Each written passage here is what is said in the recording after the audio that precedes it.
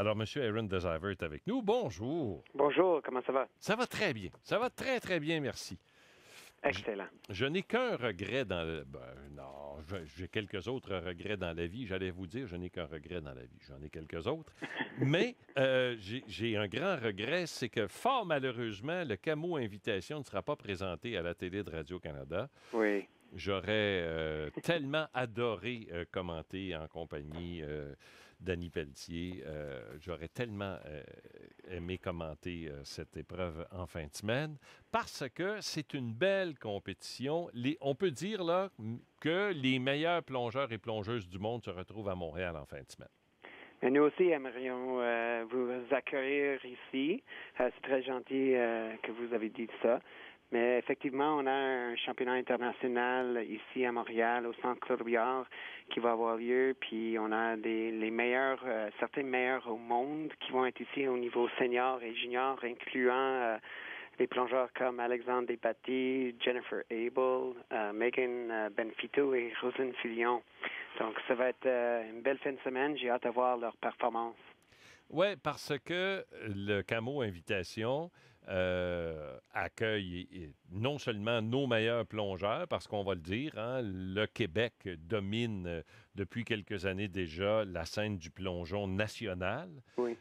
Mais des plongeurs d'autres clubs, de 17 clubs, si je ne fais pas erreur, de partout sur le territoire canadien seront avec nous en fin de semaine.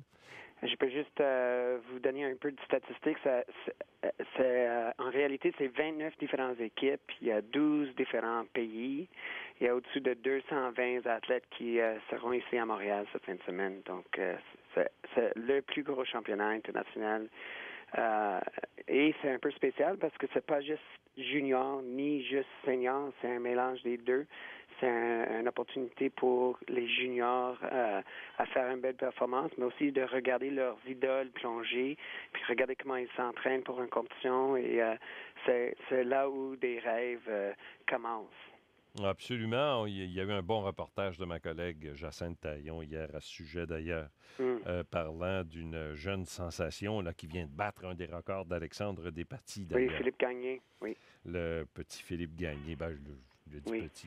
C'est un plongeur qu'on a beaucoup d'espoir pour, puis on a hâte de voir comment ses habiletés vont développer, puis jusqu'à où il peut se rendre. C'est un beau talent, puis un bon bonhomme aussi. Pendant ce temps, Alexandre Despatie nous annonce qu'il va ajouter un 4,5 avant à sa liste de plongeons. J'aimerais vous entendre parce que écoutez, ma mémoire n'est pas infaillible, mais je pense que la première fois que l'on a vu un plongeur tenter un 4,5 avant, c'était justement au Camo Invitation, il y a 2 ou 3 ans, et c'était le fameux plongeur chinois Qin Kai. Oui, ça c'est, je pense, pendant le Coupe Canada, pas la Camo Invitation. Ah, la Coupe Canada? Oui, et, ici à Montréal, on a aussi un autre championnat international qui s'appelle le Grand Prix Coupe Canada. Puis effectivement, il y avait le Chinois qui faisait le 4,5 avant. Puis dans ce temps-là, c'était un plongeon que c'était une des premières personnes à faire ce plongeon-là en compétition. Il y avait déjà eu certains athlètes qui ont fait juste en jouant, en faisant des bons, mais pour l'effectuer en compétition, pour l'utiliser et continuer devant des juges, oui, il y a un couple d'années que ça s'est arrivé. Donc maintenant, lui, il a comment est-ce qu'on peut dire ça? Il a pavé le chemin pour les autres à part. Il a démontré que c'était possible. Puis maintenant, il y a plusieurs à travers le monde qui le font. Puis je pense qu'Alexandre Despatie a déjà exprimé un peu aux médias que c'est quelque chose qu'il doit faire. Il est très capable de le faire s'il veut rester compétitif avec le reste du monde. Il faut combien de temps pour de grands athlètes, là? Parce qu'Alexandre Despatie, c'est l'un des meilleurs plongeurs de l'histoire du plongeon. Hein? C'est un grand plongeur, Alexandre Despatie. Il faut combien de temps, ces grands athlètes, pour ajouter un plongeon d'une telle difficulté à la liste de plongeons? c'est toujours une décision stratégie parce que plus que tu augmentes la difficulté d'un plongeon dans une liste de plongeons qu'on doit effectuer devant des juges, plus qu'il y a des risques de le manquer. Mais avec de l'entraînement, je dirais que et avec du temps, on voit que les personnes qui sont prêtes à faire ces plongeons-là, ils ont commencé à prendre le risque, puis des fois ils manquent le plongeon, des fois ils réussissent, mais quand ils réussissent, c'est très difficile pour les autres à les battre. Donc, avec le temps, comme on avait dit il y a 2-3 ans, quand on a commencé à voir ce plongeon-là, fait 2-3 ans qui a passé, les plongeurs ont essayé, entraîné, mais peut-être ils n'ont pas mis devant les juges. Mais maintenant que les Olympiques s'en viennent, tout le monde essaie de trouver un avantage.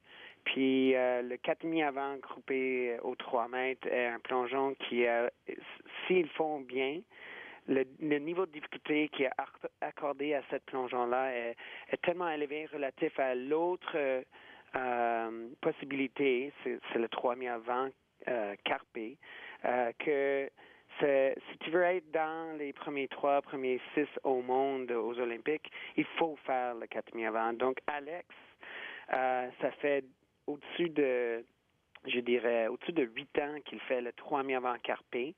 Et tout ce temps-là qu'il a entraîné ce plongeon-là a amené à faire le 4,5 avant aussi. Donc, le 4,5 avant, il a commencé à le faire commencer à s'entraîner pour le continuer vraiment cet été puis cet automne. Puis, la transition, grâce à son expérience, son talent, son travail qu'il avait déjà donné dans les années passées. Grâce à ça, la transition de 3,5 avant carpé à 4,5 avant groupé était assez smooth, on dit. Il connaît bien, il a déjà fait le 4,5 avant au 10 mètres. Puis ça aussi a donné lui une expérience de 4,5 avant. C'est beaucoup de rotation dans les airs avec peu de temps à le faire. Donc, tout ça a amené que Alex est capable de le réussir assez bien et même parmi les autres athlètes qui a peut-être compétitionné plus longtemps ce plongeon-là. Moi, je dirais que je pense qu'on va voir Alex faire exécuter ce plongeon-là mieux, peut-être mieux que les autres qui l'ont déjà fait pour quelques années. Puis lui, il a juste fait pour quelques mois. Mais ça démontre aussi... il est un plongeur. Il était fait pour le plongeon. Il adore ça. Il est très passionné envers son sport. Puis la beauté, la grâce qu'il amène à notre sport, c'est vraiment incroyable. Puis j'en ai vu, je vois lui s'entraîner à chaque jour. J'en ai vu les 4,5 avant. Puis de loin, quand il fait, ça a l'air facile. Quand je vois les autres plongeurs font, je dois dire que des fois, là, ça a l'air très, très difficile à faire, mais pas avec Alex. Ça, c'est beau à voir.